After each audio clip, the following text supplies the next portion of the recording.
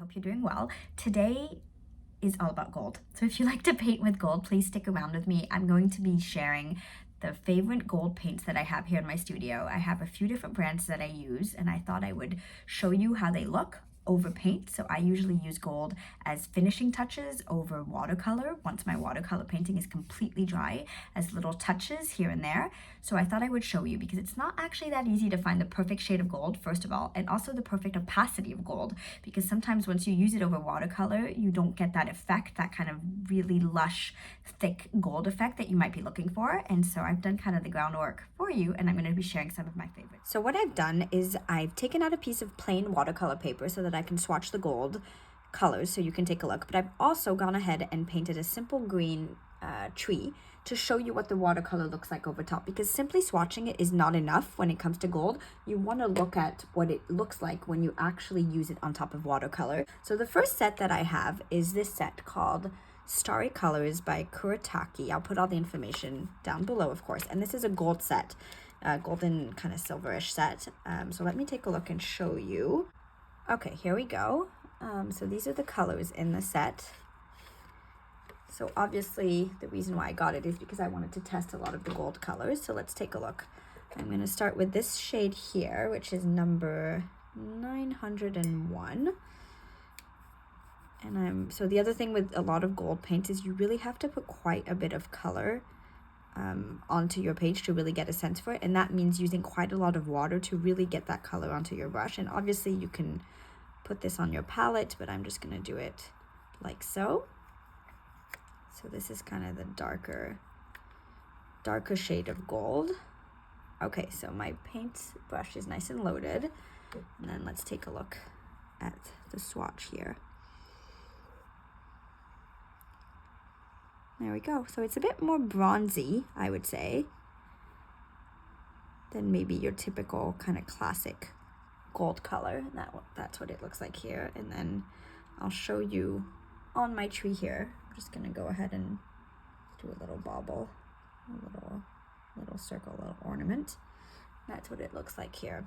So the opacity is not bad. I don't love the color. It's lacking a little bit of shine for me, and it's a little bit I don't know, a tiny bit dull. So let's take a look at the next one here, which is color number 902. And I'm just going to do the same thing. Load up my paintbrush.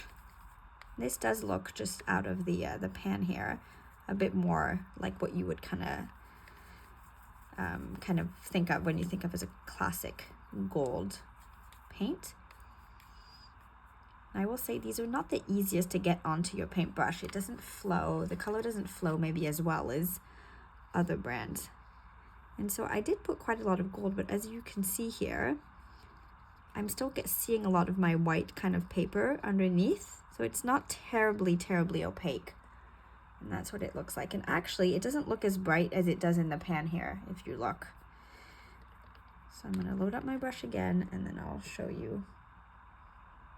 So it is a bit lighter and a tiny bit brighter. Actually, it does look a little bit more opaque here on the watercolor painting. That's why I think you should always try gold on a watercolor painting, not just swatch it, because it can kind of change the aspect of the paint. So now I'm going to move on to number 903, which does look kind of pale, but let's take a look here. All right, what do we think? Yeah, it's definitely not as rich, this one. And I am still seeing my kind of white paper underneath, and that's something that I do look at when I'm using gold paint and choosing gold paint, is that if you really want it to be opaque and to really stand out on top of watercolor, usually I try to find a gold paint that doesn't show the white so easily, because that doesn't show up as well on your actual painting. So see if I take it here and show you what that looks like. It's actually almost more silvery looking on the page. That's interesting because it's quite different from what it looks like on the white piece of paper. Okay, so now I'll move on to 904, which seems like it has a bit more of a yellowish kind of tint. So let's see if that's accurate. And it is a little bit kind of tacky, but almost difficult to get onto your paintbrush, this brand.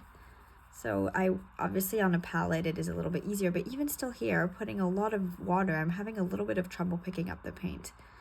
So let's take a look. And the same thing with the opacity here. I'm definitely seeing the white shine through. This one I really do not like as much. Definitely more yellow, and it doesn't actually feel that golden, if that makes sense. So let me take a look. I'll do the same thing and do a little circle of paint here. That's what it looks like on here. And then I'll move on to my next color, which is, let's see, 905. Again, this one doesn't look like it will be that punchy, but we'll take a look. And then the last one I don't think I'll swatch for you because actually it's really not that gold. It looks almost like kind of an iridescent kind of white, silvery color. So maybe for another video. Oh, I did splash a little bit. That's okay. All right, let's see what that looks like here. Yeah, this is very, very light. It has a little bit of kind of shimmeriness to it, but it's really not that opaque, and the color doesn't really look that golden either. But let's see. Yeah, that one's really not so luscious, let's say. Let's take a look on the tree here. Yeah, so this one looks like that. Almost a bit more silvery too, has definitely silver undertones. Okay, so that's what that palette looks like. So I actually do not use this palette all that often, even though it was quite promising with all the range of colors. But I will show you, I have this palette that I actually use quite a lot.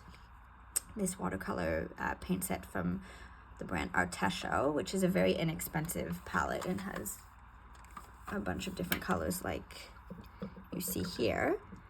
But I quite like this one, which is actually a bit more of a bronzy color, this one here. But it does actually look quite nice, so I thought I would point it out in case you might have this palette at home and you don't think of using it for this reason. So it is more bronzy, as I just said, but the texture is really nice, and I think it looks nice on paper, so I thought I would go ahead and show you. So this is what it swatches like so.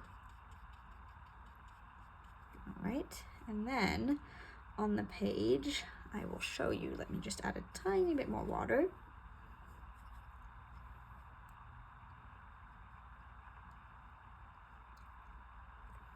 There we go, that's what it looks like. So again, a little bit more bronzy for sure, but I thought if you didn't want to commit necessarily to buying gold paint right away, that might be a good option. And then I'll show you the color right next to it, and I'll put all this information in the description box, of course, so don't feel like you have to take any note.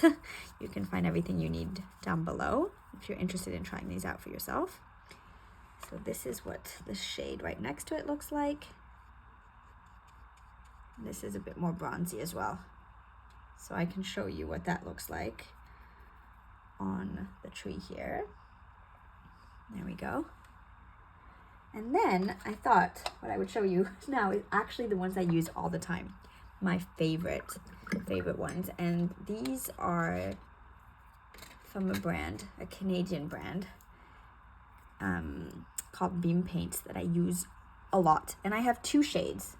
So I have this shade here, which is the Mica Light Fast, and this one called Fairytale Gold, these two shades here. And I think you can probably tell by how used these two are, which one I use the most. And it's this one, the winner is definitely this one for me. But I will first of all go ahead and swatch this one, the Mica Light Fast. And the reason why I like the other one is the tone, but the paint is a dream to use. It's kind of milky and creamy and really lovely to get onto your paintbrush. The packaging is plastic free, which is lovely. It's just a beautiful company. The quality of their paints is really, really beyond. So there we go. I've swatched this now. I've put the paint onto here, and let me swatch it. I'll go ahead and do it here. So this one, and the reason why you'll see why the other one is really my favorite, is that this one does have a little bit less opacity than the other one. It's a tiny bit less rich, but it's still very, very pretty. And I'll show you what it looks like on my tree here.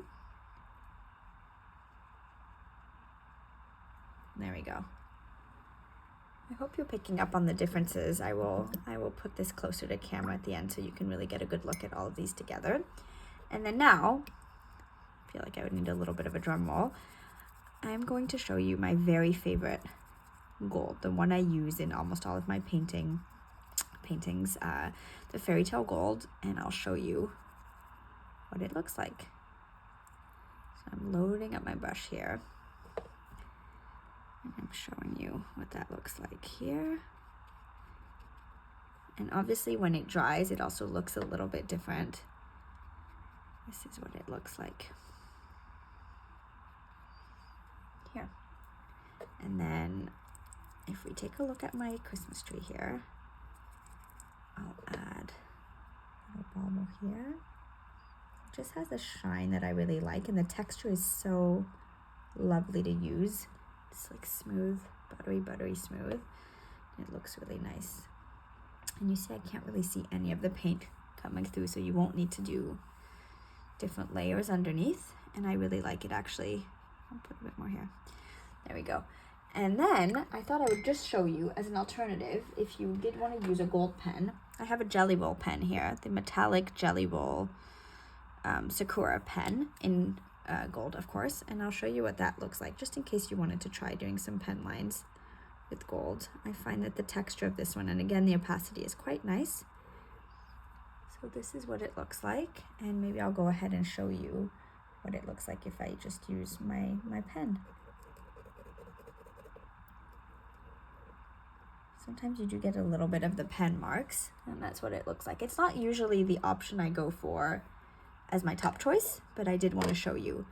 So now let me get you a little bit closer so you can see what that tree looks like.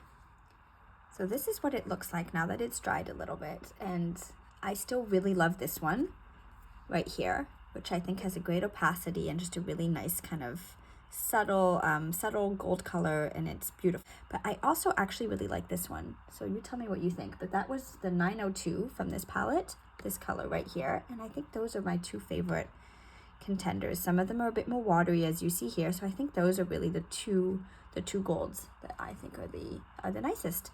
So let me know what you think in the comments down below. I would